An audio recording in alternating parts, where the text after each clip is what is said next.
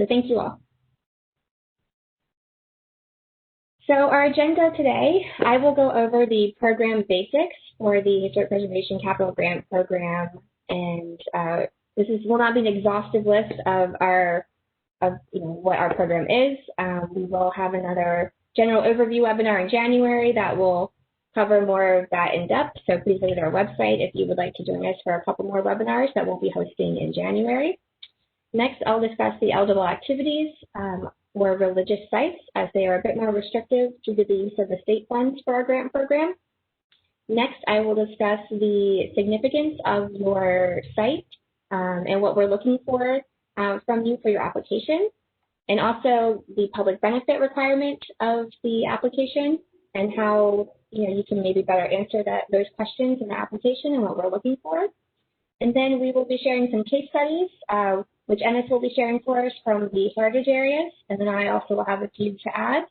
And then we will hand it off to Joshua, who will be introducing Partners for Sacred Places for you.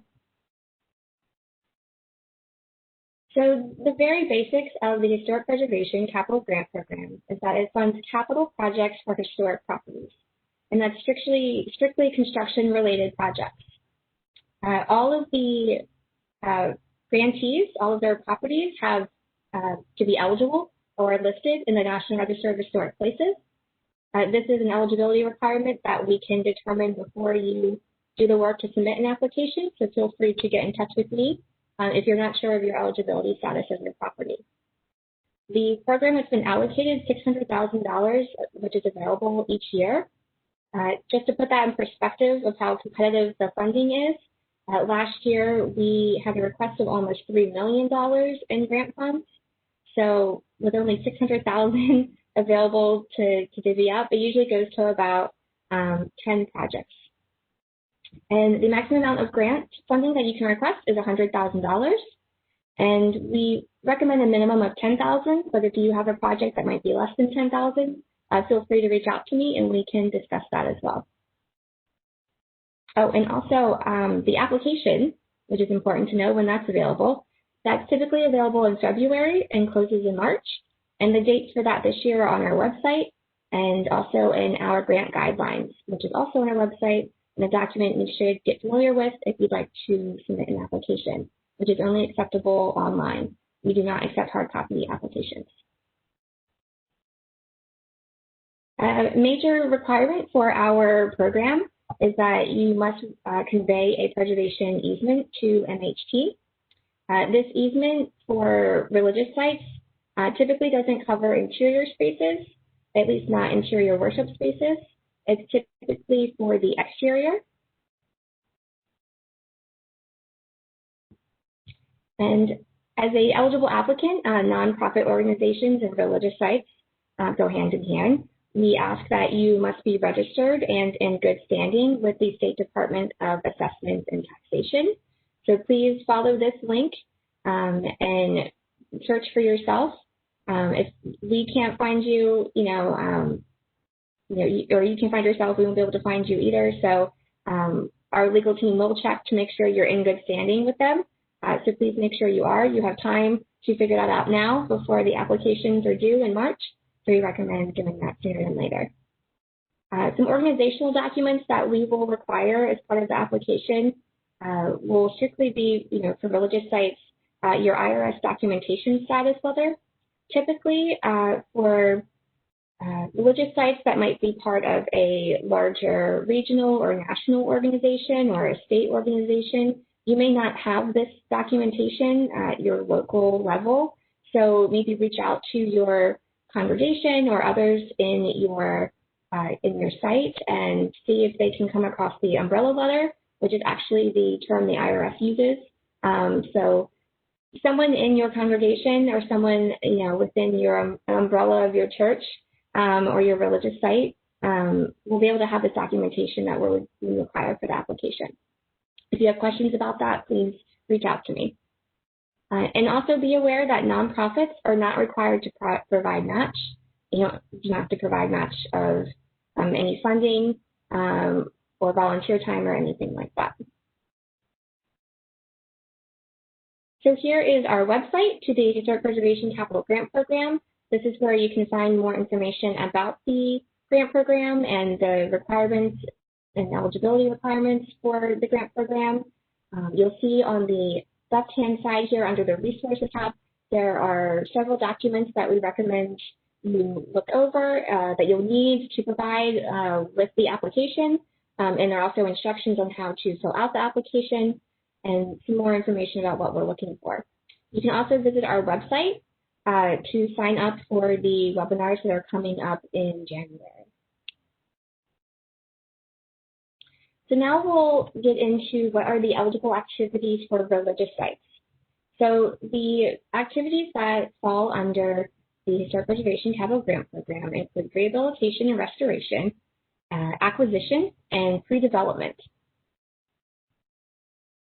So rehabilitation and restoration really is just, your project should emphasize the protection of the resource and or repair of important original features.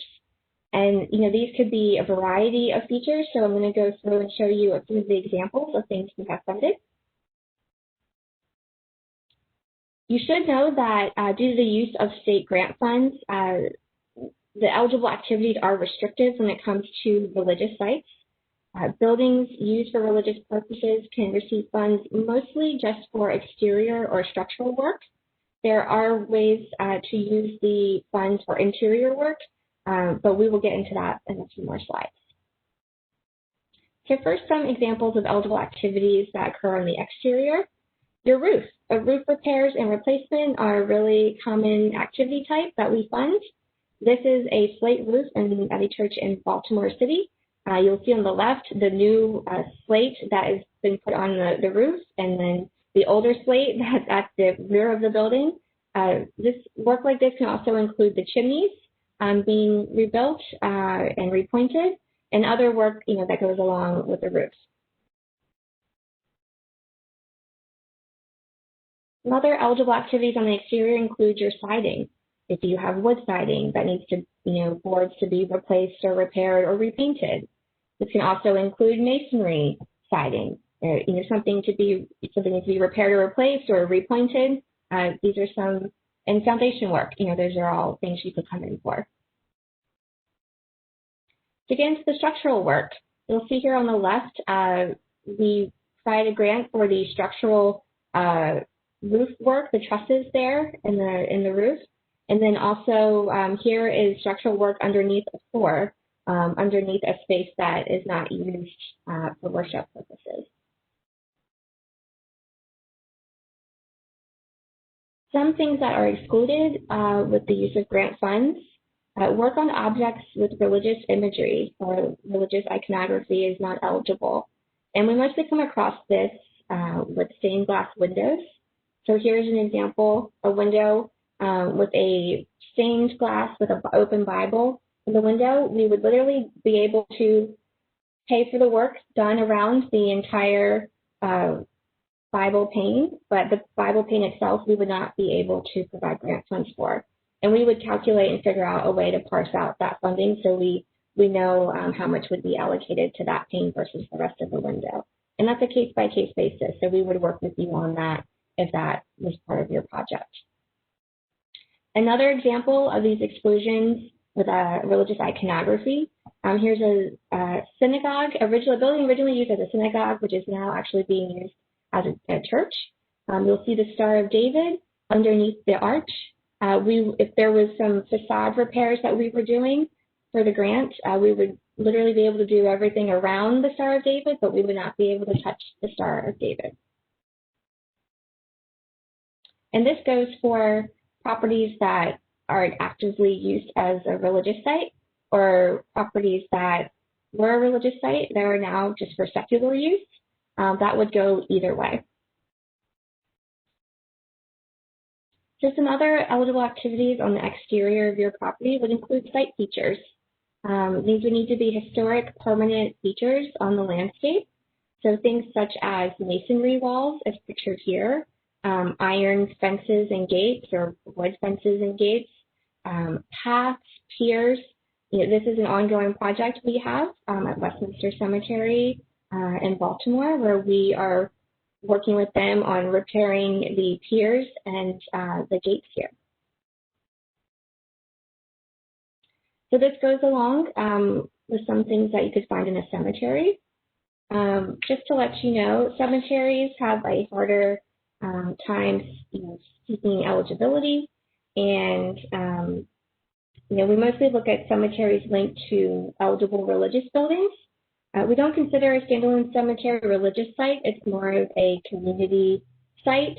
So if there is a cemetery on the same property as your religious building, and the cemetery is linked to the significance of the site, we could do work on that. Cemeteries in general are harder to reach that threshold of eligibility that we require. So get in touch with me if you have a cemetery in mind that is linked with a church and there's some work that you'd like to do. Some of the work we can do on a cemetery includes the repair and resetting of grave markers, identification of unmarked burials for preservation purposes. Like I said before, the repair of historic paths, walls, or fences that are commonly found in cemeteries, and also a cemetery conservation plan that could inform the work that needs to be done on the cemetery. So as far as interior spaces are concerned, spaces that are not used for religious purposes may also be eligible for grant funds on the interior work. Spaces such as like a community center or some sort of hall. And this goes for also converted religious buildings for secular uses. They would be eligible for this. So if you had a converted building that was no longer a religious use, we could do the plaster repair or floor repairs in, say, what was the chapel. But if it's being used as a religious space, we wouldn't, be able to do those repairs. We would have to do something, a different space in the religious site that was not used for religious purposes. This is a great example of Lovely Lane in Baltimore, where,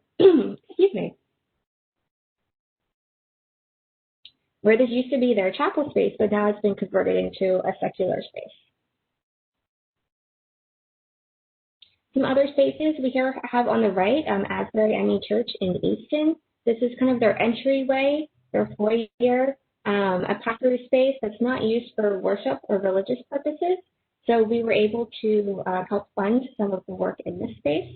Also, you have on the left, this is a fellowship hall or community space within what used to be a church and is now a community center in Salisbury. We were able to fund work going on in this space that was not being used for religious purposes.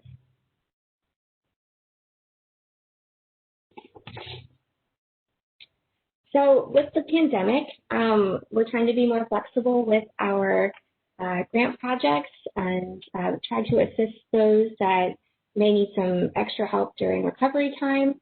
It may not be the type of projects we typically fund, but we want you to keep in mind, do you have a capital project that could really help you recover from COVID-19? These could be partially funded with grant funds. They would include things such as ventilation, accessibility into your site, being able to have it open to the public, perhaps electrical rewiring. We just want you to be thinking about this and get creative of maybe how a project like this could help you recover, help your local community recover by, having you have this project. The photo is an example of the tunnels that are underneath the Emmanuel Episcopal Church in Cumberland. They were used for the Underground Railroad, and this ventilation system was paid for with grant funds. As it was only, used in the tunnels, it was not used in another space that was a worship space. So keep in mind, all the work that we can fund cannot occur in, the areas for worship or religious use. So since the tunnels were not being used for that, the ventilation system only goes through the tunnels. That was a project that we could clearly fund in its entirety, or assist in its entirety. Another eligible activity is acquisition. This is not a eligible activity type that is appropriate for religious sites. This is really just for properties with a secular use. It would be a really rare situation where we would be able to assist with the acquisition of a religious building. We would have to bring in our legal team for that. Our state funds are heavily scrutinized, so we can make the best use of them. And if you have a property, a religious property that you think could maybe fit somehow within this eligible activity type, please reach out to me. I'm happy to discuss that with you. So our final eligible activity type is pre-development work. This involves assessments and work recommendations necessary for a construction project. So, any drawings, plans, construction documents that you would need, archaeological investigations or a survey that would be necessary for construction purposes, any architectural design or engineering services if you need to hire an architect to help you get through your project. The grant could fund those. This doesn't fund things such as feasibility studies or master plans or research. We're not the grant to fund, a research project on your site. And keep in mind that pre-development is only available to nonprofits and municipalities, and the pre-development work again can't occur in areas where there are worship spaces or are being used for religious purposes. We could fund part of a pre-development project depending on if you are doing additional work elsewhere on your religious site where grant funds couldn't be used. We could parse that out and work with you.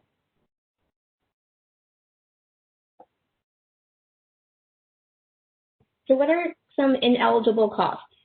So these are the main ones that we get asked about, but there's a more exhaustive list in our grants guidelines on our website. But legal fees, such as paying to convey an easement as part of a requirement for this grant, the grant does not cover that. Your insurance or your staff salaries, we do not provide. The grant does not cover operational costs. Not any of your yearly maintenance or landscaping on the property. This grant does not fund new construction. And the big one is that, work that is not bid per our procurement process, which is a state process, that work is likely not to be funded by the grant. We have to go through a very specific procurement process for bidding work and hiring contractors and architects. And if you do that without going through our process, you will likely, that work won't be covered under the grant. So next, let's talk about property significance. And when we say significance, we mean the history of your site. So architecturally, culturally, socially, we want to make sure you're providing us with a very compelling and complete picture about the significance and history of your property. This is a heavily weighted criteria section in the application. So make sure you're really fully answering the questions within this section. But think about what history can you provide to us in your application that's, for example, not in the MIHP form, the Maryland Inventory of Historic Properties form, which is an architectural survey form that we keep on buildings in the state of Maryland. The same goes for your National Register nomination, especially if it's an older one. Your history and your site better than we do. So please give us some information that we wouldn't necessarily know about just by looking at your MIHP form. For example, here this picture is of the Carillon at Our Savior Lutheran Church in Baltimore. We wouldn't have known that this existed at this church site without them reaching out to us and talking to us about it and including that information in their application. It really sets apart their property. It let us come to the site to do a site visit to better understand it, which then informs them better on what was needed in the application. Explain what the community and occupant significance is. So what does this site mean to your congregation? What does this mean to your local community? Again, there's a lot of information there that we probably don't know about. What sets you apart from the other religious sites? How many churches are there in Baltimore? Think about that when you're filling out the significance portion of the application. And next, be aware that reviewers of your grant application may not be familiar with your site or with your project. So please paint a complete picture for us. Churches or religious sites tend to do this, better. Talking about the community and the occupant significance part, because they're so connected to the community. But just be aware that those reviewing your project probably, there's a chance they've never heard of your site. So this is the first time they're going to learn about it. What would you like them to know? And with that, keep in mind to provide us with really good pictures of your site. I meant to mention this in the eligible activities section, but not only do the pictures help complete that full story of what, why your site is significant and what it looks like, but also for part of, explaining what your project is. Show us a few photos of your site overall. We may use, if you've been awarded a grant, we may use your photos to promote your grant and to promote the program. So we would use those in our promotional material and social media.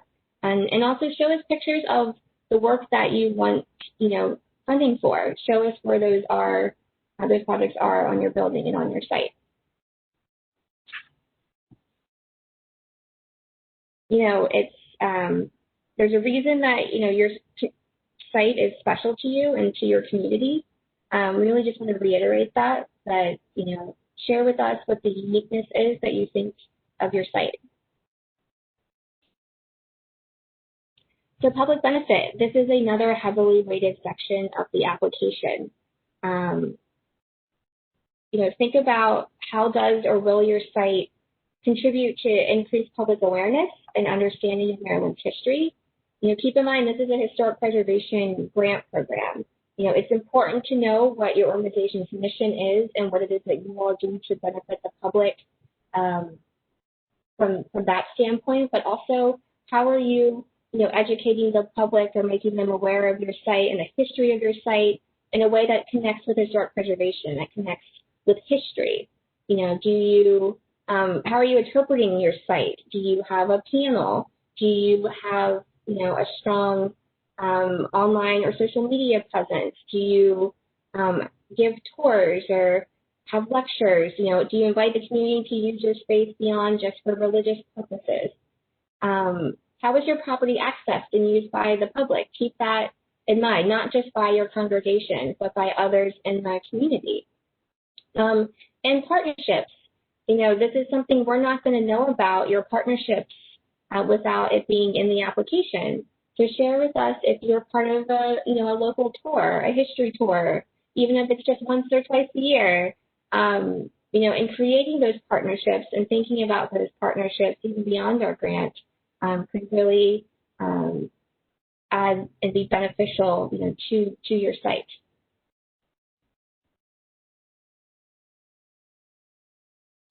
Okay, so next we're going to go through some of our case studies, and Ennis will be speaking first about some of the religious sites that they have funded through the Maryland Heritage Area program. So Ennis, I will pass on to you. Yes, thank you, Barbara, and thanks again for the opportunity to talk a little bit about Maryland Heritage Area's grants. And again, I'm one of the assistant administrators for the Maryland Heritage Area's program. And just to keep in mind, so a lot of the things that Barbara covered in terms of program basics and what's eligible for funding, et cetera, those are going to be a little bit different for the Maryland Heritage Areas program. So not all of that will apply to our program, even though we also work for Maryland Historical Trust. So just keep that in mind, and we will be having a series of webinars as well in January for our program. So please keep that in mind and sign up for those if you're on the Maryland Historical Trust email list or if you follow their Facebook page, then you will see the notification for those webinars as well. And I'll put my email in the chat. So if anyone has specific questions for me, that you can always email me and make sure you're in the loop. And I see we have some Heritage Areas folks even joining us today. So some very basics about the Maryland Heritage Areas Authority is that it's an independent state government entity that's chaired by the Secretary of the Maryland Department of Planning, and again, staffed by Maryland Historical Trust. And so each year, MHAA, Maryland Heritage Areas Authority, awards about $5 million in grants to different heritage tourism projects. And some of those projects go to spaces that either are currently churches but also have a heritage tourism function, or were used for a church or religious space in the past and now is more all tourism and education. And so a couple other things to note. For our program, you do need to be located within a certified heritage area in the state of Maryland. There are 13 of them. And so just keep that in mind. You do need to be located within the boundaries of one of those heritage areas to be eligible for these grants. And so now I'm going to go through just a series of examples. Barbara, next slide if you get a chance. Thank you so much.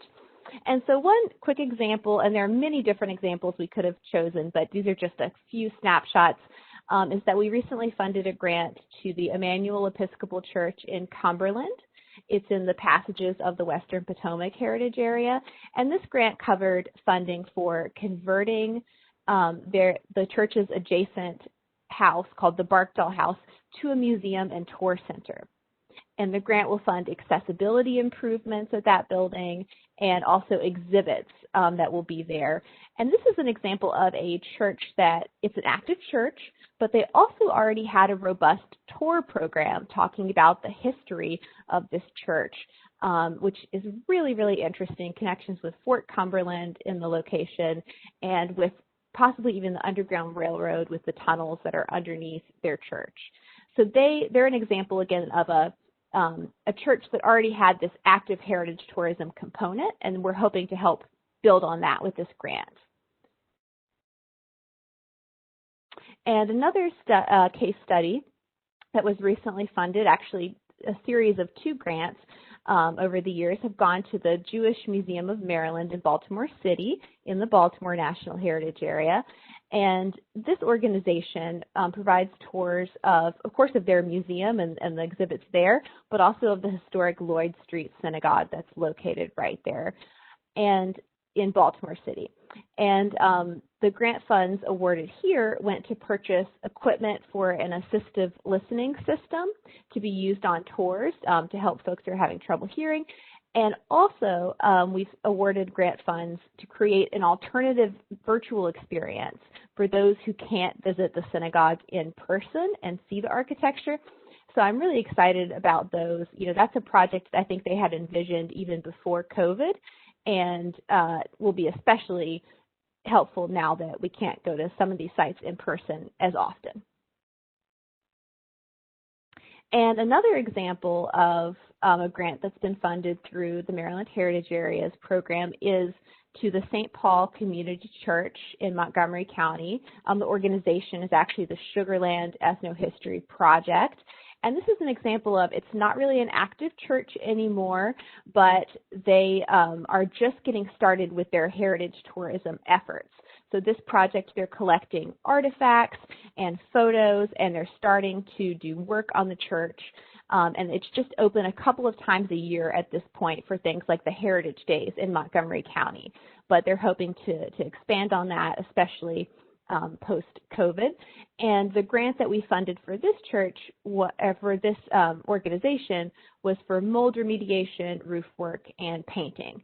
So that's just a quick snapshot of some of the different types of projects that could be funded for religious sites through the Heritage Areas program. And thank you again for letting me give that snapshot. Thank you, Ennis. I really appreciate that. We really hope that by providing information for you about these case studies and about these examples, that it really gets you thinking. So just a few more case studies before we go to Joshua. We've got the Bethel AME Church in Easton. They've got a great example of a way to interpret their site with this interpretation panel that you'll see in the upper right-hand corner photo. You'll see it, just adjacent to their sidewalk there between their sign and the church in the larger photo. They've done a lot of research on their building and their congregation, and also had a lot of archaeological work done on the site. And so this was a great way that they could, interpret and, use that information in a way to get the public aware. This would really be a great example of, something for the public benefit requirement of our application. And this wasn't paid for through our grant, but it's just an example of other grants that, you could use to do projects like this. And we do have a few folks on the webinar with us that worked with Bethel AME and with Asbury Church, our next case study. So once I'm finished talking about these two churches, I'll ask Priscilla and Carlene to chime in with some more information. The Asbury United Methodist Church is really an exemplary example of the public benefit that we are looking for as part of our application. You do not need to live up to this standard at all. There's a variety of ways to show your public benefit and to interpret your site, the history of your site to the public.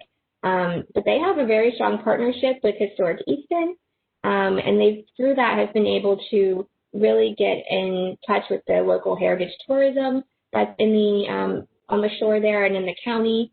And we've also been able to provide grant fund for several of their projects, but specifically, the fellowship hall on their first floor is, kind of is a community center where their worship space is on the second floor. So it's kind of a perfect place where we can do some work on the interior of a religious site. And really, Priscilla's also been a great advocate for this property and getting a lot of extra funding sources and other grants locally and statewide. And so I was really hoping that they could kind of give some more information on how they interpret their site, the other funding sources they've used. And a lot of this has been happening during COVID. So I'm going to go ahead and unmute you, Priscilla. And you're welcome to show your video. And then I don't see Carlene on the line. Is she on the line? She said she was going to be, but she's at work, and I didn't see her in the participants, so I may be. That's fine. Thank you for being here, Priscilla. Would you like to start with Bethel or Asbury? Well, I could.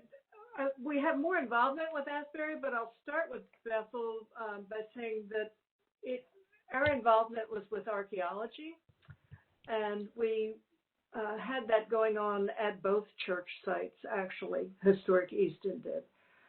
And that really is what jump-started the neighborhood in which these churches are located, brought them to larger, actually international attention once we partnered with the University of Maryland Archaeology Department. They're both located in a neighborhood called The Hill, which is one of the very oldest continuously occupied African-American communities in the country. But it was a neighborhood that was suffering from some, demolition by neglect over a long period of recent decades, and not really considered a place that mattered until we were able to get the history uncovered and out there. So those interpretive wayside panels were an MHAA project. That's where the funding came from for that. It was for some of the archaeological activities, and then one of the output items in that grant was a walking tour and 4 waysides at different archaeological sites in the Hill, one at each of the 2 churches that we're talking about. So we've used MHAA for interpretive work. At Asbury, most of our work has been capital in nature, and it's going into a 10-year process because it's a large capital job.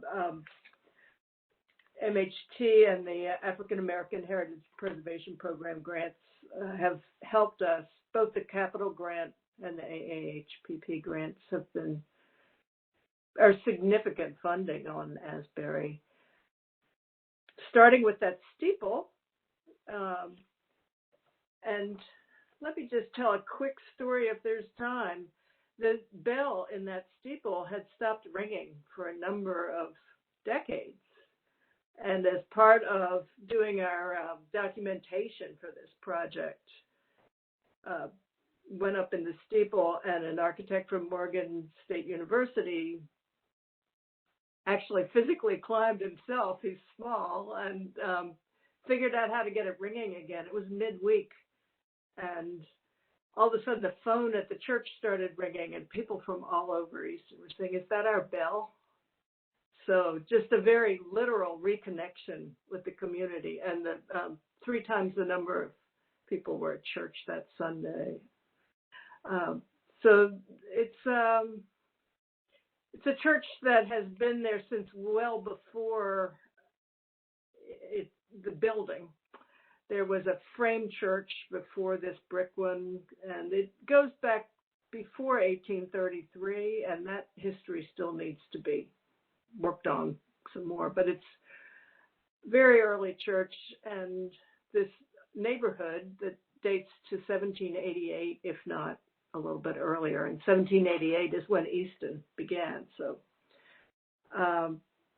between the 2 churches, it's a small neighborhood, and we had always had a research question: why 2 churches in this rather small community? But both are important, and both have buildings that were dedicated by Frederick Douglass in the 1780s. And we, because of the neighborhood context, because of the archaeology, we have demand for tours that is apparently unlimited, according to our local tourism office. But there's a need for refurbished, accessible restrooms and the community hall. So at Asbury right now, we are in, I don't know, maybe the 3rd or 4th year of collecting the funds to do the first floor work. And the church had to close for COVID in the spring. Prices for the work went up past what we had assembled. So we have had to spend the last 6 months really getting creative about funding. And we've gone to utility companies, even utilities that don't serve Easton, Maryland, have helped. We've had some state and local COVID relief funds, and a pretty extensive private funding round, and that's ongoing. We've started the first floor work. We have 90% of the funding, and hoping by the end of the year through private grants. But you need to have a strong outreach in order to access the private funds and get that community interest. But we've been lucky to do so. And I think that you're a part of Historic Easton, like that partnership has been really strong and helpful to the church. I think there's 2 things that have made this project work. One is the preservation organization partnership with the church trustees, for sure. And some of Historic Easton's board members are church members, and that has helped. There's a great need for patience because you have to assemble funds over multiple years, and sometimes you can't get the work done and until you have all the funds that are required for a particular phase. Interior work, if anyone's considering that, I would definitely caution you to make sure the funds are all assembled, because the facility may have to close, and that's the case here. And it's very difficult to stop programs. For instance, next week, normally 250 Thanksgiving dinners would be going out to shut-ins, and that can't be happening right now.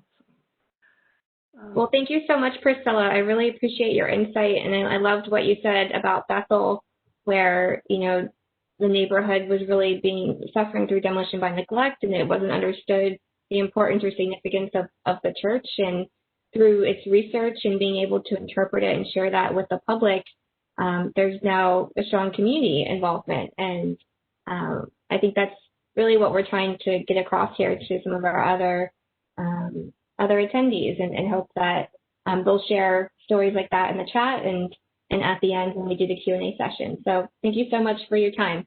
Sure, thanks.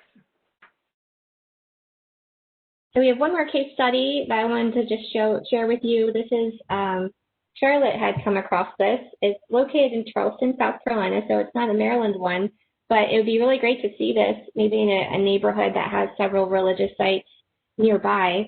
But the Charleston Interreligious Council and the Post and Courier newspaper there are sponsoring these walking tours that go from religious site to religious site, where you can learn and tour the site and learn about its history. And each congregation provides their own snacks, and they kind of get competitive about it. And all the tour attendees share, oh, this place had a good snack, or you should go check out this place. And they share on their website, a map and list of all the sites that are published. It's in the local newspaper, so easy to access. And they invite congregations of all faiths to participate.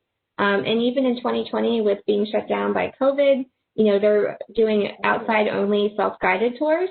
But with online info, and they're really encouraging folks, since they can't do their snacks that they do usually, to go to nearby businesses for carry-out and to enjoy snacks in that way. So we thought this was a really fun idea, and it'd be really neat to see this put together somewhere.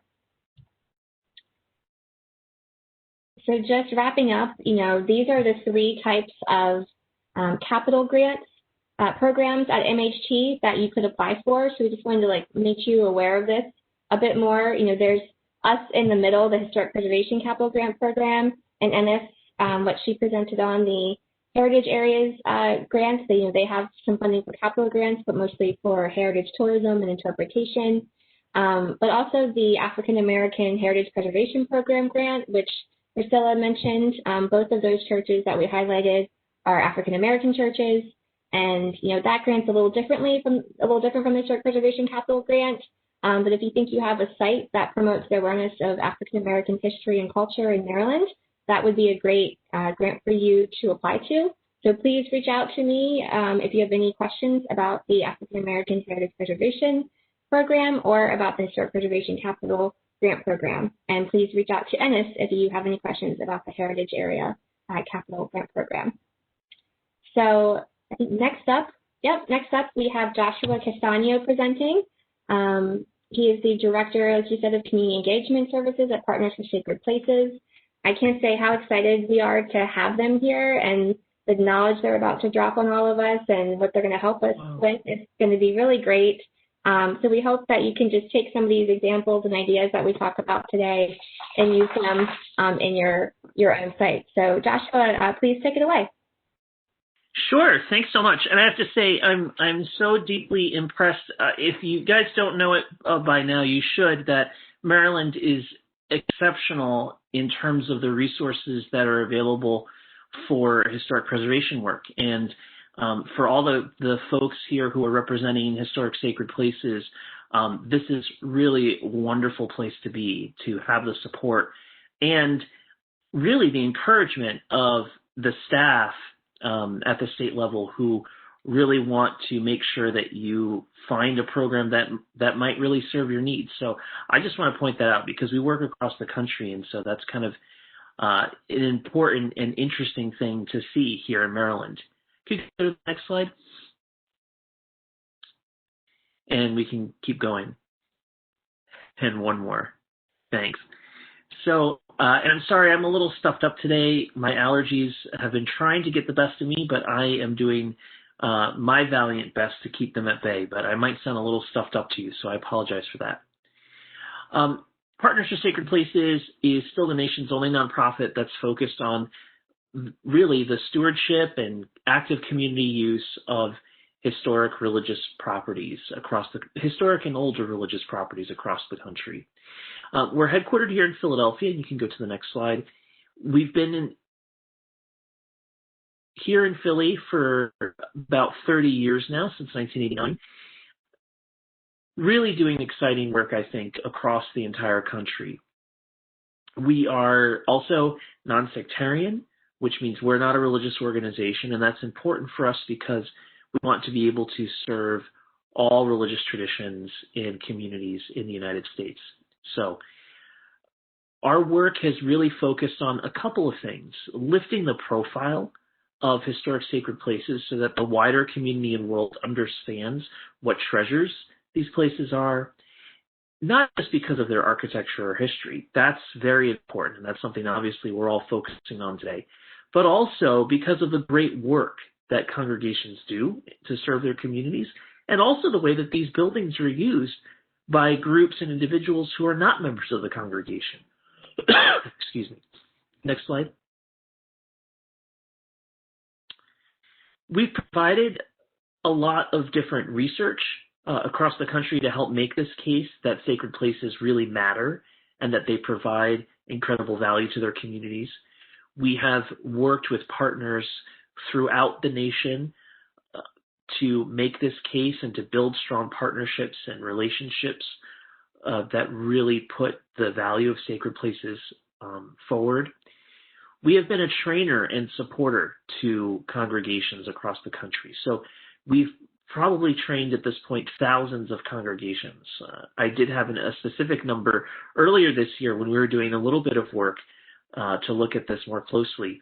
But it's definitely thousands of churches and synagogues and sacred places that we've been able to work with and support and offer guidance and advice to on everything from how to do historic preservation work, how do we assess and understand the condition of our building, how do we find the right kind of architect or contractor, how do we contact the resources like your SHPA in Maryland, for instance. So a whole range of questions, some of which go beyond preservation activities, like how do we connect with our community, or how do we make better use of our space? So this has been really important to us, and I love this photo collage sort of highlighting a number of different places that we've worked with. And if you get a hint from some of the photos, I may not be able to point out all of them, but really if you get a sense from the photos, you can hopefully see that the possibilities almost are endless in terms of what sacred places can and already are doing in many places across the country. Creativity here is key in thinking differently about what your space can offer and the ways that it can be an asset to your wider community. Next slide. I mentioned the research that we've done, including the economic halo effect study, which I'll talk about in a moment, and the training and technical assistance, which we provide to congregations across the country, like in New Dollars, New Partners, as well as in other programs that we've provided and are providing right now. And we also work with congregations one-on-one through our consulting practice, where we help them with community-wide fundraising work as well as community engagement, because we believe really, congregations, many of the congregations here will probably understand this when I say that the situation has changed and it's becoming harder and harder to fully fund the care and stewardship of your important buildings with just the members that you have who are there week after week supporting your work. And so over the last 30 years, we've really developed and really tried to support this kind of novel approach, I think, for some churches and synagogues, that there should be a community-wide effort. If you're able to make that case about your value to the wider community and build a network of partnerships in the wider community, that becomes the basis on which to do fundraising that goes beyond your members. It always has to include your members, but it can go beyond them as well. Next slide. So I don't actually have, before I get into this, I don't have a slide about this, but I do want to mention our grant-making program, called the National Fund for Sacred Places. And I think that Charlotte may have a link to drop into the Q&A, and if not, we'll provide it after this. But the National Fund for Sacred Places is a really important program here at Partners. It's in collaboration with the National Trust for Historic Preservation. and it is really the nation's only national grant-making program for historic religious properties. I'll give a few key notes about that program, and then I'll recommend that you look at the National Fund for Sacred Places website, which is fundforsacredplaces.org. You'll be able to find more information about that and connect with the program staff who manage that program. But I'll mention a couple of key things about this. This is a highly competitive program, the National Fund for Sacred Places. And I say highly competitive because there are well over 150 to 200 applications per year or more.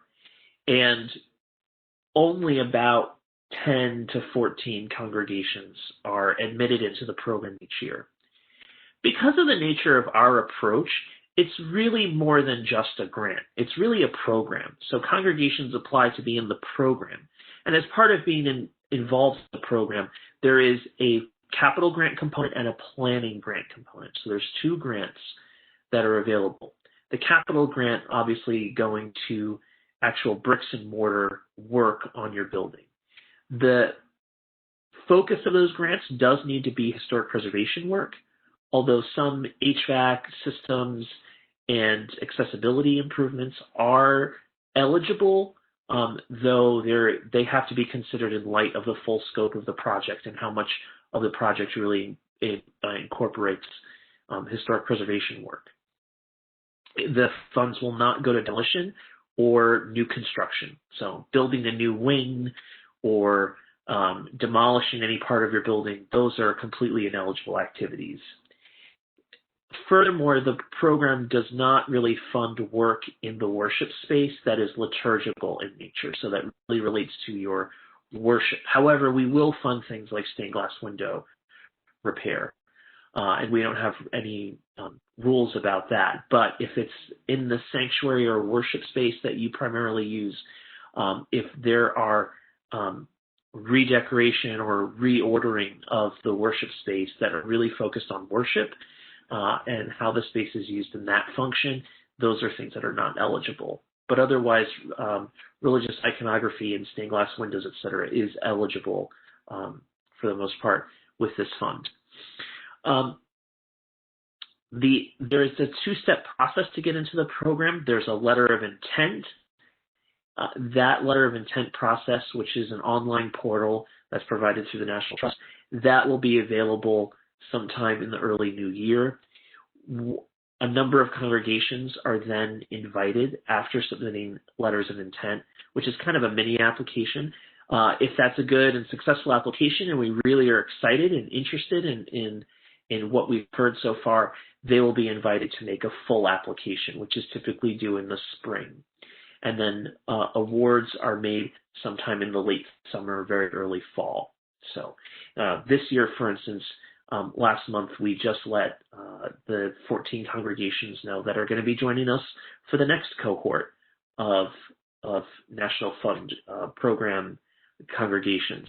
And I want to point out, Lovely Lane, which is the very first church that was in the slide presentation our friends at the Historical Trust showed this afternoon. That's one of our churches too, I like to say. So Lovely Lane is a really important place, both architecturally and historically. It's a landmark in its neighborhood in Baltimore City. And that church is actually in our National Fund program, and they will be receiving a capital grant to support work there, along with other services. So that's the other point I wanted to make about the fund. It provides a number of other services through the program, like training and other kinds of technical systems, along with a small planning grant. And that planning grant can go to work like a conditions assessment, working with an architect or an engineer on planning or developing a scope of work, et cetera. So any of the work that would help plan and execute your actual capital project, much of that could be funded by the planning grant. They're much smaller, but they're an important part of making sure that congregations have all the resources to do what they need to do. The last thing I'll say about the National Fund for Sacred Places is that it is matching. So the grant size can range from 50,000 to 250,000. From 50, on the smaller scale, beginning with 50, the match is 1-to-1. For every dollar that we make in a grant award, the congregation is required to match with a dollar of funds that they raise. On the higher threshold, up to 250,000, congregations are required to match 2-to-1. So let's say there's a grant of 250,000, a congregation would be required to raise a match of 500,000. So it's a pretty large scale. Well, the range is large here in terms of what it can provide. The training is an important piece of being in the program because we know raising a large amount of money is a considerable task for almost any congregation. And so the training is about providing the resources and the support to be able to do that well. So that's my note about the National Fund for Sacred Places, a really great program. I urge you to check out the link and look at more information about the program and be in touch with our staff. So I want to talk about this approach, or the way that we think about sacred places, that really is at the heart of our entire way of working at Partners, and that is that sacred places have public value. Public or civic value, sometimes is another way that we phrase it. Back in the 90s, there was this brewing question at Partners among staff and board members, which was, what happens in these places during the rest of the week? So outside of Friday or Saturday or Sunday morning, what happens inside of them? And there was a growing awareness that the threats and the stresses on historic sacred places were increasing throughout the country. Smaller congregations, less funds, growing building needs. So putting all of this together, Partners reached out to researchers and academics at the University of Pennsylvania to do what was a groundbreaking study called Sacred Places at Risk. And this is one of the most amazing findings from Sacred Places at Risk. This was a question about who uses the building throughout the week. So who uses the building throughout the week? And this study, way back in the late 90s, found that 19% were members, but the overwhelming majority who used the building throughout the week, 81%, were non-members. Is this striking? You might see, is this an amazing kind of eye-opening fact? You might mention that in the chat box. I hope this is really helpful and illuminating for you, but this is really important. This is what helps build your case to the wider community. Next slide. Some of the other findings from the Sacred Places at Risk study were that almost 93% of congregations open their doors. So most congregations are doing this, opening their doors to share space and welcome others whose programs or events or activities are using their building each week. You know, that 81% represents a wide range of activity from AA and NA all the way through Boy Scouts and Girl Scouts, being used as a polling site, being used for performances by local arts groups, rehearsal space, you name it. We've seen almost anything happen in sacred places. And so that 81% represents all those people who walk through the doors that are not coming for worship on Sunday morning. And this is something congregations do almost everywhere. It's basically ubiquitous. The other thing we learned was that congregations host 76% of their programs in their buildings. So your building is a really important asset for ministry. A lot of times we hear, for instance, in a Christian context, the church is not the building. Well, the church isn't the building. That's true. The church is a different kind of organization. But I can tell you, without a doubt, the building is one of your most important assets for the work that you do and for the way that you touch the community. Because that's where most of it all happens, in the building. The other amazing thing is congregations are these awesome catalysts for volunteer time. Congregations are providing, at least in the Sacred Places at Risk in this study, and this has gone up since then, they've provide over 5,000 hours of volunteer time each year. That's a huge amount.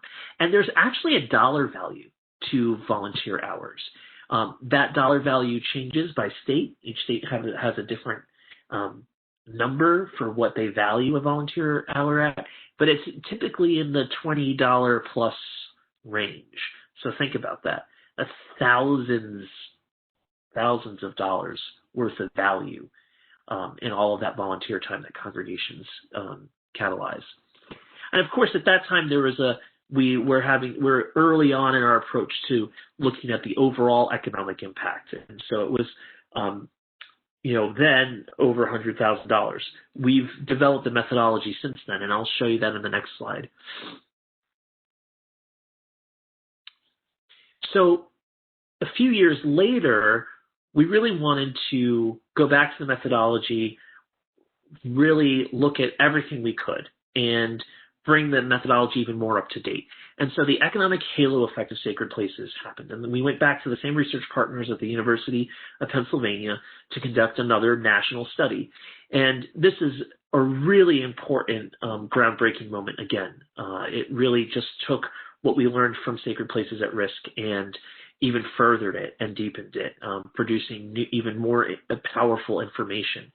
And so the halo effect is a deliberately chosen name. If you sort of think about when a pebble drops into a pond and the ripple effects that happen on the surface of the water. Well, we think of sacred places in that way. I mean, really, so many sacred places where they find themselves in the neighborhood or their community, there's this ripple effect in the wider community because of that sacred place, because of what happens in that building and what the congregation welcomes and does in that space. And so we looked at everything from local spending through what congregations are spending on caring for their buildings, all the way through the way that the events and activities bring people from other neighborhoods or cities to visit. We looked at as many factors as we could to come up with a story about the economic impact of historic religious properties. So next slide. And what we uncovered was really amazing, that the average, now this is the average economic halo effect value that congregations provided to their communities was $1.7 million annually, $1.7 million. And these are the categories in which we divide that bigger total, in which we organize that information. Some of this is about direct spending, like in your budgets and local expenses. Some of it is about magnet effect, the way that you bring people to your building. Some of it is education, which is a big piece, and that's not Sunday school or adult ed. That's really schools. That's really schools that are tied to congregations. As well as invisible safety net, the way that congregations just provide for people in basic needs and for the fabric of our society, and also the catalytic effect too. So you go to the next slide. I want to point out that these congregations were not all big congregations. If you see at the top bar graph, shows you the budget size of the congregations that were in the study. So really, it was pretty average churches and a pretty good spread across the range of congregation sizes. Over half were actually congregations with budgets smaller than $250,000, and actually 18 of those were actually congregations with budgets smaller than $100,000. So really actually many congregations here that were smaller. The other wild thing to see is how much congregations were spending on capital work, actually caring for their buildings, repairs, including non-routine maintenance. And that's a big part. Stuff that's not annual repair. That's bigger projects that the building might need. Okay? Over half had spent less than $100,000 in the last 5 years. That means like less than it's like $20,000 a year or less. So there's a huge need to probably bring more attention and focus to congregations' buildings and to care for them. Next slide. This is one of my favorite pieces of data from the study, and I think one of the ones that hopefully can be inspiring. When you take a look at this, maybe you want to let us know if you think this is encouraging or if you think this maybe is discouraging for you. I hope you find it encouraging, and we'll get into that in a moment. This documents the number of visits, all the people that came to visit those sacred places that were in the study. So there were nearly 100 sacred places in the national study. That was over 3 million visits for the 1 year in which we took the snapshot for the study. Well, when you look at that pie graph, this shows, the main reasons that people came through the doors. Worship was 11%. Only 11%. So of those 3.6 million visits, only 11% were for worship. The rest really were for an amazing wide range of things. Almost 50% were for community programs that were being housed within the sacred place. Okay, 31% were for education. Another 9 were for special events. So magnet effect is a really interesting one. This is often the kind of methodology or approach that's used by public entities to justify major spending projects like a new stadium or investments in a downtown corridor, et cetera, in terms of thinking about how it's going to draw people to spend money locally and bring them into your community. So congregations are doing this too. This is really important stuff. When you have a wedding or even a funeral and you have people coming from out of town that may be staying overnight and they're spending money locally, that's part of your magnet effect. When you're hosting a major performance and that brings people from all over your region into town who may have dinner, who may get dessert afterwards, who may get drinks beforehand, whatever it is, to bring them to spend money locally. So the magnet effect is really important. Next slide. An invisible safety net I talked about a moment ago. This is classic work that congregations do, supporting and caring for your communities and for the individuals and families in your community. I want to point out, if you remember the very first graph I showed, the pie chart with the 81%, 19%, I want to point out that has changed a little bit. It's actually gone up in that through the Halo Effect National Study, we saw that, remember it was in SPAR, in Sacred Places at Risk, it was 81%. It's now 87% of the people using the building are not members. 13% are members. So you have a wider number, even more people using the building, coming through the doors every week, who are not members of the congregation. So the work that you're doing benefits the wider community. Now, what's interesting about this is congregations don't often think about how to tell that story. And they ignore that part, or they don't think about it. And when they try to make their case in a grant program or to the wider community, they really only think about their own use or their own congregation. But really, this is the kind of thinking that helps congregations connect with civic leaders. There are lots of people out there who are willing and interested in being your friend or your ally or your champion even, and your cheerleader. People, both elected officials, unelected officials, philanthropists, foundation officers, and program officers at foundations, all these kinds of people, heads of major nonprofits or leaders of business in your community, who would gladly become your allies and champions if they knew more about the wider impact you're having on your community and the ways that what you do and what your building houses serves more than just your members. Next slide. Lastly, we didn't monetize this in the national study of the economic halo effect, but it's really important. We've begun to monetize it now, and this is something we call impact in individual lives or individual impact. A lot of this work is typically the work that kind of clergy do, one-on-one with individuals and families, and this is the kind of work like maybe helping prevent someone's suicide, steering them to the right resources they need, helping someone find employment, helping someone become a citizen and go through the process and be able to become a legal citizen. helping those with marriage counseling to preserve their marriage, for instance. All these kinds of activities that actually have an economic impact. The social work world was very comfortable figuring out how to put a dollar value on this. The religious world, much less so. So at the stage where we were developing national study, we didn't monetize this, but we do now. The other really cool thing that congregations do is they do the work of economic development by being an incubator.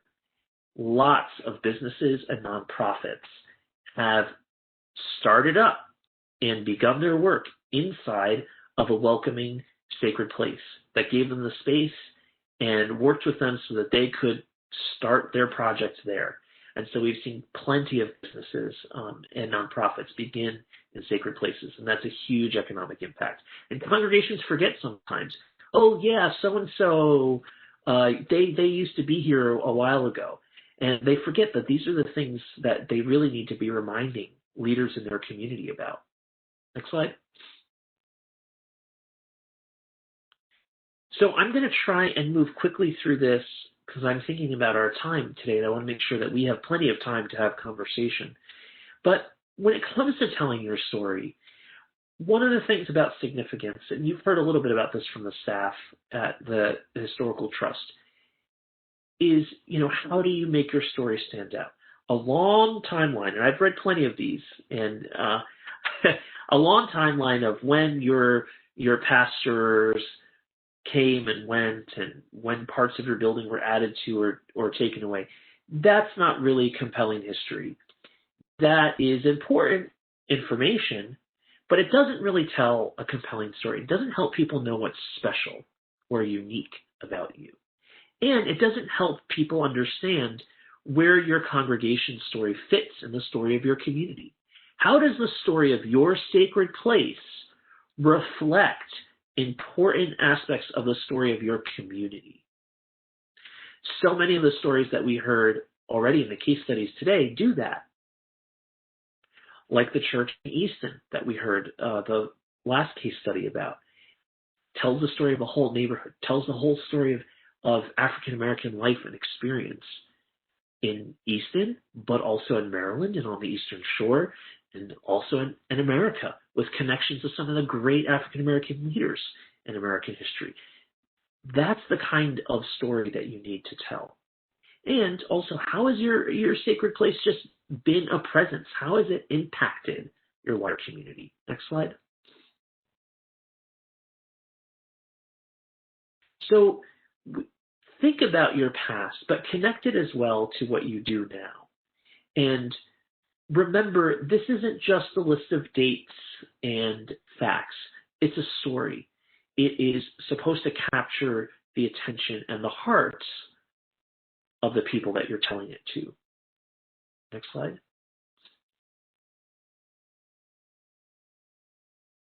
One of the things that we find really helpful is to identify themes that help organize your story. Is there something that your congregation's always been interested in? This is a Lutheran church in Washington, D.C., which name just escapes me because I don't have my notes on hand. My colleagues reminded me yesterday, and I made a note of it, but I don't have it, so forgive me.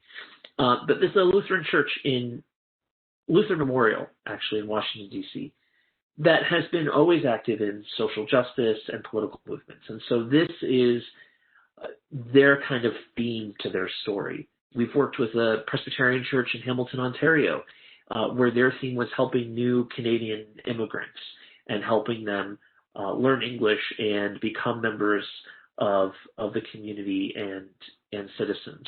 So there may be some interest, some theme here that really represents what your congregation has done for a very long time and is part of your DNA as a congregation, part of who you are as a sacred place. Next slide. Telling your story is important, and I want to say, there are lots of really good examples here. I bet you that there are plenty of people, even neighbors, who've never been inside of your sacred place. Of course, we're in COVID time, and so that complicates everything right now. But even outside of the COVID pandemic time, there are plenty of people. I would place a very big bet for many of us here today, that have neighbors and civic leaders who have been curious but have never been inside of their building, and they don't know what you have. And they're not going to know what you have. They're not going to know the amazing place you steward unless you tell them. So figuring out as much as you can about how to connect with them and how to invite them into your space, how to invite them to hear your story, this is really absolutely essential. Absolutely essential. You need to grow your awareness. You need to develop stakeholders and relationships. So you have to tell them what your story is. Next slide. So I just want to give two examples here, or three examples rather, of some churches that I think have done a pretty great job. Tinley Temple United Methodist in Philadelphia is a really amazing place. It's right on Broad Street in South Philadelphia, and it's connected to Reverend Dr. Charles Albert Tinley. It was one of the largest African American congregations in the nation in its heyday. An amazing site built by the contributions of members. Really impressive. And Dr. Tinley himself was an incredibly prolific gospel hymn writer who actually wrote the hymn that would later be adapted into We Shall Overcome. He began as the sexton for the congregation and then presided over the building of this massive, beautiful building on Broad Street later in his life. So, this is an incredible place just for Philadelphia history, for the history of African American Methodist experience, which is really important in its own story, and for African American life and experience in Philadelphia and in the nation. Next slide. And so they've partnered with a number of people, one of which was this Project Award that looked at W.E.B. Du Bois's famous study of African American life in Philadelphia in 1899. And that Ward project, which is an amazing kind of interactive online project, really looked at many of the sites that Dr. Du Bois profiled in his study to talk about their past, but also their present, and to look at the present of these neighborhoods. And so they were engaged in that. It featured an amazing oral history component, which was very important. Next slide. And they've also worked with civic leaders and preservationists. They've reached out to those who care about the city's historic sites. This is Hidden City, this city's sort of leading news source for issues related to the built environment, especially preservation and historic architecture. It's pretty hip sort of venue, I would say. It connects a lot of different people across the community, especially a lot of people who don't know anything about church and don't know anything about religion, but they love great old historic places and they love history. And so because of Tinley Temple's efforts, they were recognized with an award from the local American Institute of Architects chapter, the Landmark Buildings Award in 2014, which got presented by the Preservation Alliance of Greater Philadelphia. They've been listed nationally and locally as a landmark building, and they've just made so many friends and partners who become their cheerleaders because they know the importance of this story and the importance of this building. Next slide. Second Presbyterian in Chicago. Wow, isn't that a spectacular place? My goodness. This is actually a National Historic Landmark, and being a National Historic Landmark, or NHL, is really the highest level of recognition for a historic place in the United States. And this is an incredible 19-teens arts and crafts interior with incredible windows and decoration. The angels are fabulous. It's just really, truly one of the country's most remarkable pieces of religious architecture. And they've done an incredible job in the past couple decades with the work that they've done. So next slide. Which has really been possible because they've built a Friends of Historic Second Church. So this is a separate 501c3 nonprofit that includes many people who are not members of the church, but love this place and really want to help steward and preserve it. And so the Friends of Historic Second Church does a lot of the fundraising work on behalf of the building. the fundraising aspect of the building. It's not religious. It includes people who are not members of the congregation. And so it's really a conduit and opportunity to bring into their network and help work with lots of people who are not members of the church. They're also a distinctive destination program, which is a National Trust for Historic Preservation program, which helps highlight them so that the huge segment of people who, in terms of tourism, are looking for special historic places to visit and experience, this helps highlight them, and this helps bring visitors there to the church. Next slide. They do an incredible job with the programming and communications that they have. Very easy to be on their website, and they have their own website to find tours and book tours, again, non-COVID times. Newsletters that go out regularly with a diverse content. They also, I thought was really great during the pandemic, actually came up with 5-minute stories, a series of short videos about different aspects of their building, including the stained glass and the murals. And that's a clip from one of the buildings. We don't have time to watch it today, but that's one of the clips about the stained glass windows that you can see there. They're incredible stained glass windows. If you're a buff about stained glass windows, this is something to definitely check out. Next slide. Lastly, this is a church that I'm actually probably only about 3 or 4 blocks away from at this point, which is Gloria Dei in Philadelphia. And this is a smaller church. Tinley Temple is also a very small congregation, and maybe that's something important to point out here too. But Gloria Dei is also on the smaller side. And Gloria Dei is a really old congregation. It's probably the oldest church building in the city of Philadelphia. And they went through actually training with Partners for Sacred Places, where we talked about creating friends groups and how a separate 501c3 helps broaden the appeal and the network that a congregation can rely on to do fundraising and preservation work. And so they created the the Historic Gloria Dei Preservation Development Corporation, which has brought together folks from fundraising, preservation and conservation, community development, education, higher education, a wide range of folks, most of whom are not members of the congregation. And they've got this really important cemetery. The churchyard or graveyard is as old as the church. So you're talking 3 centuries of internments, including 2 or 3 of Betsy Ross's husbands. I think she had 4. They all ended up dying at sea. So I think 2 or 3 of them are buried here. And if you follow that link, which is on the slide, you get to where they're really doing incredible stuff that helps people come visit the cemetery and explore the graves of famous people who are buried there and hear their stories. And they do lots of live programming around this throughout the year as well. Next slide. A wide range of arts and cultural events, newsletters with stories and research about the churchyard and the building, lectures and talks, but not just about themselves, lectures and talks that are other topics related to historic preservation or local history, concerts, recitals, outdoor festivities, you name it. They have a pretty full calendar of events throughout the year that really engage people, not just in Gloria Dei, but help build relationships with a wider public in general. Next slide. We can talk now just in 1 or 2 minutes, if we can, about how you get the most out of your building. This is a really important community asset, as I've said for the last few minutes. And there are a few key ways that, along with all of the things we've already discussed, but some ways to actually use the building to make the most of it. Next slide.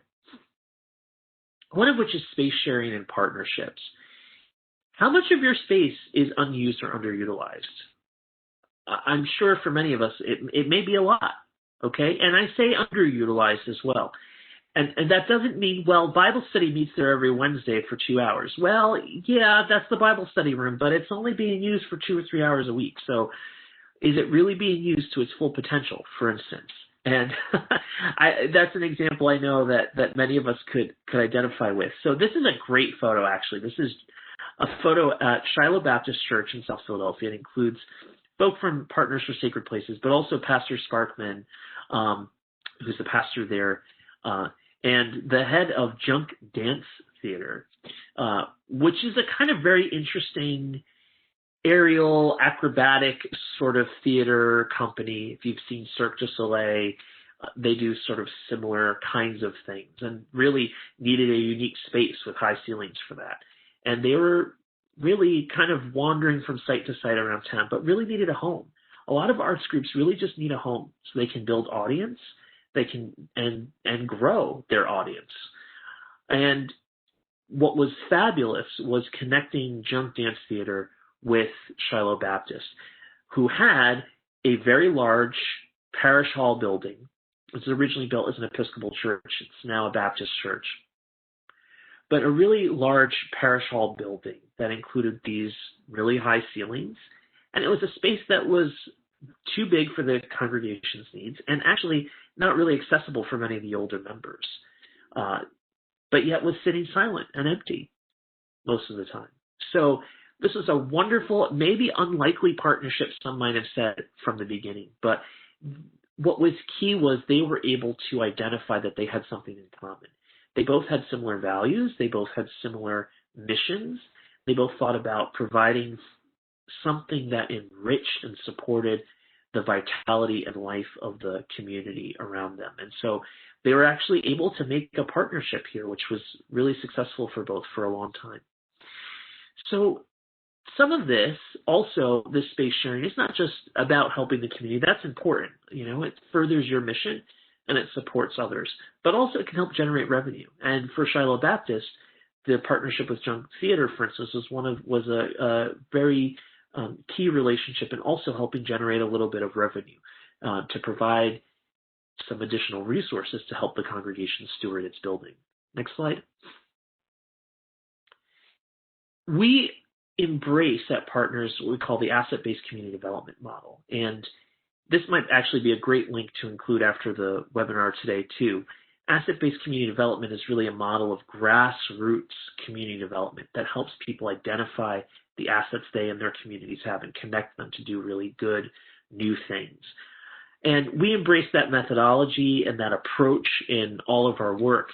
And we use some of the tools from it, like asset mapping, where we bring people together to identify what their assets are, and design shred work, where we bring architects and designers to help look at a congregation's building and figure out new ways to use it in ways that and adapt it for some of the new uses that a community might identify through asset mapping.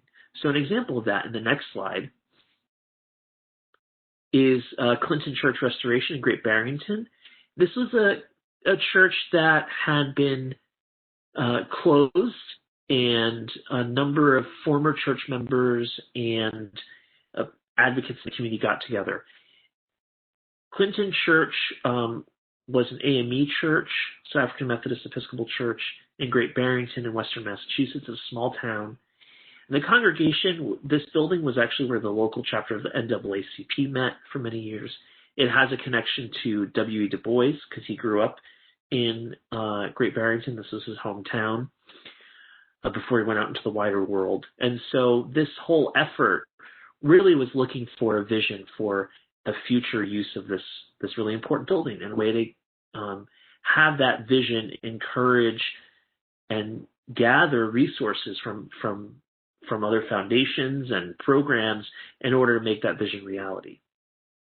Go to the next slide. So we worked with them on asset mapping and design charrette work, and their vision has been extremely powerful, and they've got great response. They've been able to raise over $75,000 from the National Trust's African American Cultural Heritage Action Fund. They received a grant for $389,000 from the National Park Service's African American Civil Rights Program.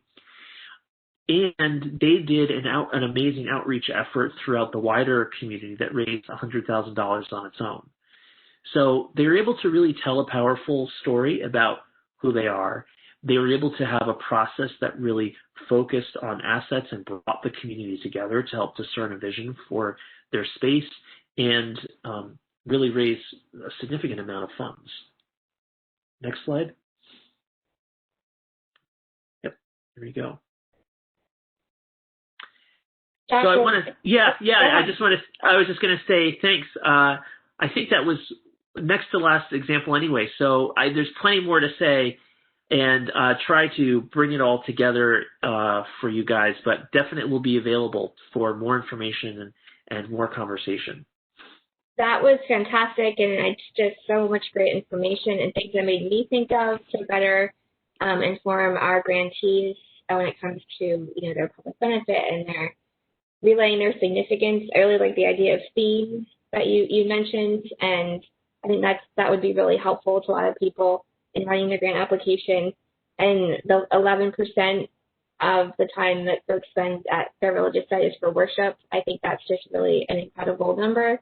It was just obvious that so much more time is spent there, for educational purposes or community gatherings, which is it's really an interesting statistic. So thank you so much, Joshua. And if everyone else wants to join us, other presenters,